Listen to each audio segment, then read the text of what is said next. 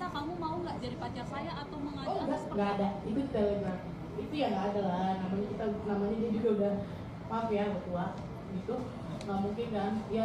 Intinya ya pacaran udah berjalan saja gitu. Jadi ofisialnya kayak nggak ada yang tembak pacar saya, nggak gitu, nggak ada. Oke. Vicky untuk masalah PCS Ya. ya itu memang dia, karena kan mungkin dia orang sibuk ya, jadi saya harus selalu begitu. Nanti setelah PCS ya sudah, saya dikasih uang jajan kayak gitu. Selama proses Izin pacaran. sebentar, ini kita mau spill sama ini Oh ya, silakan. tentang videonya Ya. Budi saya. Pak RK ini konfirmasi ini videonya bukan? Betul. Betul ya? Kita Betul.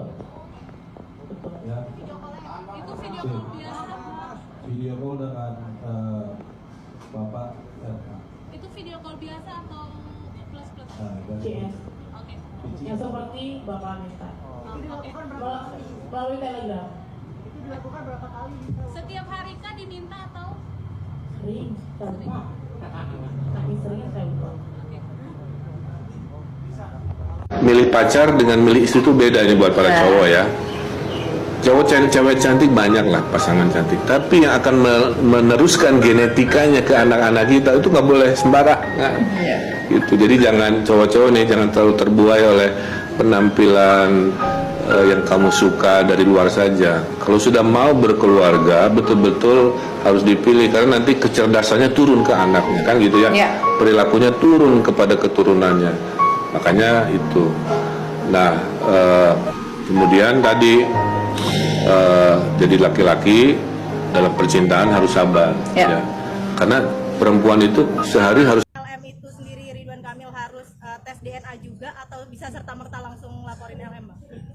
Begini, sebenarnya ini situasi malakama. Nggak dilaporkan, itu seorang Lisa Mariana akan berteriak-teriak minta haknya. Jadi kalau Lisa ini minta haknya ini agak sulit secara hukum, tapi bisa. Hukum perdata maupun hukum pidana bisa dia masih menggugat, tapi agak sulit, agak panjang ya. Makanya si Lisa ini, si LM ini kemudian dia menggunakan sarana-sarana media sosial. Jadi ada yang namanya permintaan keadilan lewat hukum, ada yang namanya permintaan keadilan lewat jalur sosial. Jadi yang dilakukan oleh LM ini adalah permintaan keadilan lewat jalur sosial, gitu, jalur psikologi sosial. Nah, permintaan keadilan seperti ini kemudian kalau dibiarkan aja tidak ditanggapi berbahaya. Makanya seorang Ridwan Kamil harus mengambil keputusan. Dia harus melakukan sikap tindak keputusan, yaitu menanggapi ini secara hukum. Kalau menanggapi secara sosial, kalau bisa diademkan nggak apa-apa, tapi kalau nggak bisa, mau nggak mau dia secara hukum. Makanya Ridwan Kamil kemudian berniat melaporkan seorang LM. Tentu saja ini berdampak terhadap tes DNA.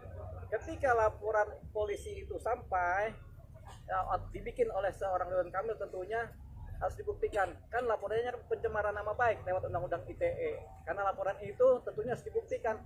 Benar nggak ini terjadi pencemaran nama baik, atau apakah ini sesuai fakta apa tidak? Nah, untuk mendapatkan fakta tentunya salah satu cara pembuktiannya adalah dengan cara melakukan konfrontir yang pertama. Yang kedua, mencari saksi-saksi. Yang ketiga, baru tes DNA. Jadi ketika laporannya adalah pencemaran nama baik, otomatis ujungnya adalah pembuktian lewat tes DNA. Otomatis wajib tes DNA itu polisi melakukan tes DNA terhadap anaknya. Kalau tidak terbukti ini anak Ridwan Kamil, terjadilah dugaan pencemaran nama baik. Tapi kalau terbukti pencemaran nama baiknya hilang. Jadi Mbak, apa yang Mbak inginkan dari RK? Apa Mbak ingin dijadikan istri? Tidak, saya tidak ingin dijadikan istri. Kalau kau nggak mau dijadikan istri, ngapain kau kasih kue serabi gaul? Terus ditanya lagi, emang RK sudah ngasih apa? Selama ini RK ngasih apa? Cuma mobil sama uang. Iya, cuma mobil. Terus kau pengen apa? Kau pengen apa? Hartanya semua hartanya. Memang rada-rada kau ya. Kau pantaskan dulu diri kau, ya. Layak nggak kau dapat kasih sayang RK, atau atau udah pantas nggak kau jadi istrinya RK gitu kan. Nggak pantas. Sepanjang konferensi pers kau ya, yang aku lihat, yang aku nilai, wajarlah kau diobok-obok, wajar, karena ada sedikit dongok-dongok kau. Kau juga bilang RK itu bisa mengayomi kau, melindungi kau, bisa sebagai pasangan, bisa sebagai ayah. Dongok. Kau bilang dia bisa menggantikan peran ayah. Ngapain kalian main sambal ulek? Hah? Ngapain? Kalau kau udah kerja, laki kau pun udah kerja, ngapain lagi? Rekam jejak digital itu akan terus ada sampai anak kau nanti besar, ya. Kau butuh tanggung jawab apa lagi? Hah? Butuh tanggung jawab apa lagi? 4 kali tujuan kau, hanya nominal. Kau bilang masa depan anak kau demi masa depan anak kau. Kau hargai dulu diri kau sebagai seorang ibu untuk anak kau. Memang ada rada-rada kau memang, iya. Aku amati, kulihat, ya, aku nilai dari cara kau ngomong, dari cara kau bercakap. Memang ada lah. On. Memang wajarlah dihentikan sama si RK. Orang kaunya nggak bersyukur. Udah difasilitasi mobil, uang, tapi bukan berarti kelakuan si RK itu benar, enggak ya. Kau tubang, lala tubang. Kau istirahatkanlah dulu sosis kau itu tubang. Jangan lagi kau main sambal ulek ya. Jangan, tobat kau, tobat. Pak Ridwan Kamil klarifikasi guys soal masalah yang lagi rame sekarang. Guys, rame banget nih di media sosial soal pengakuan seseorang yang katanya punya anak dari Pak Ridwan Kamil. Masalahnya ini langsung bikin heboh publik dan banyak yang penasaran apa benar atau enggak. Nah, Pak Ridwan Kamil akhirnya buka suara buat kasih klarifikasi. Yuk kita lihat dulu pernyataannya.